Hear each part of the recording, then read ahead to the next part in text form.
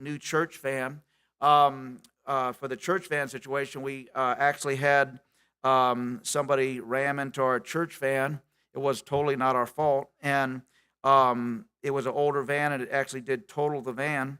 I didn't think it didn't look total to me, but it was by the time they figured out how much it would be to fix it and so forth. So we really need to get another van. We use those vans virtually every week for teen soul winning. We use them for trips, not only for the teens, sometimes for school things that we do, and just other events. We use those vans quite a bit.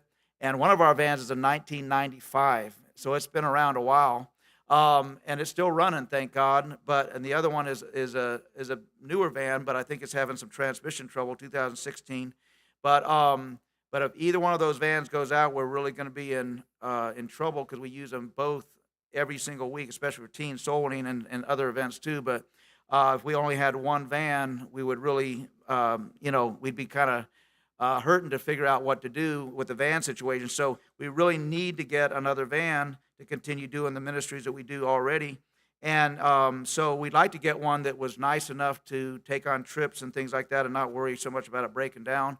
And so 20,000 is a very low goal for a van like we're hoping to get. It's very could well be more than that. But if we could just be praying about that, that would be a blessing. And then on the sound system situation, Brother Josh, would you mind just maybe coming up and just saying a word about the equipment and things that we need? And if you come here very faithfully and regularly, you might have noticed over the last 3 or 4 months, there's been a couple Sundays that one Sunday we even had to bring up speakers because just randomly our sound system is 15 years old and a little bit more than that, and some of the equipment you just never know when it's going to go out. And if we don't do something and it just goes out on us, we don't have sound for 3 or 4 services, it's going to be really tough to deal with. So we're trying to have wisdom and upgrade the things that need to be upgraded. It's not at all wasteful or extravagant. Believe me, it's very necessary to be heard, and the live stream and all the things that we do. So, but Brother Josh is the one that oversees our sound system and PA system and all that.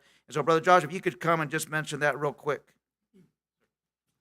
All right, I wasn't prepared for this, so I don't have all the numbers in front of me. I was already thinking about the next song. So, but I'll do the best I can, and if Pastor would like, I could give some more detail later, even show some graphics. But in short, the way that the sound system works is my voice you're hearing right now. Of course, I speak into the microphone, and I could get really geeky, but I won't on the technicalities. But I speak in the microphone, and then it goes to something called an amplifier, and the amplifier gives power to the speakers here and right here. They're not powered speakers, so they have to have a power source. These are called passive.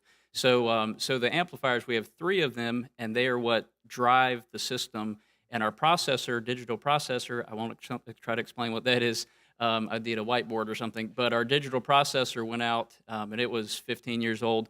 And we replaced that, but the amplifiers are giving us a little bit of a problem. So they're $1,300 plus, and that's on the low end. But it's to get what we have in the version that they sell now.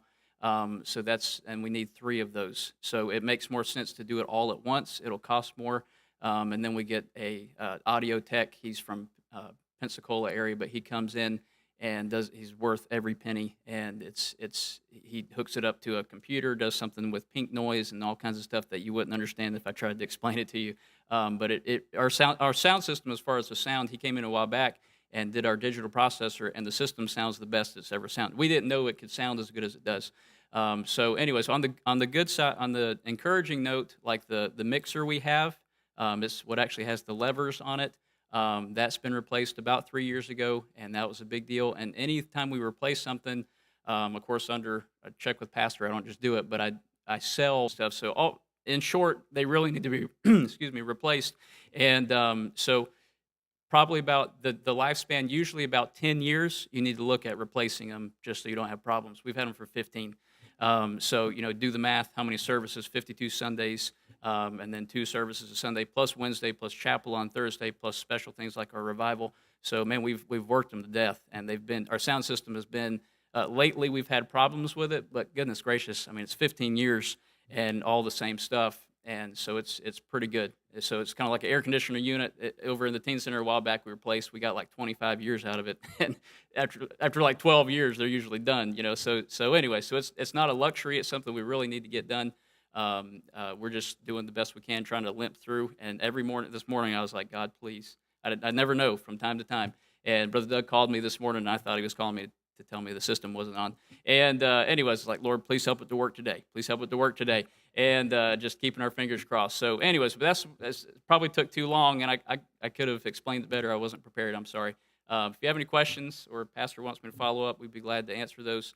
But it's about $1,300 a piece on the, plus tax and all that kind of stuff. They have like a 3-year warranty. We could sell the older ones, dump those off on somebody else as well. So not really. Seriously, somebody could use them, and if you know how to work on them, could use them for something else. So maybe I don't know, Mike could get a couple hundred a piece out of them.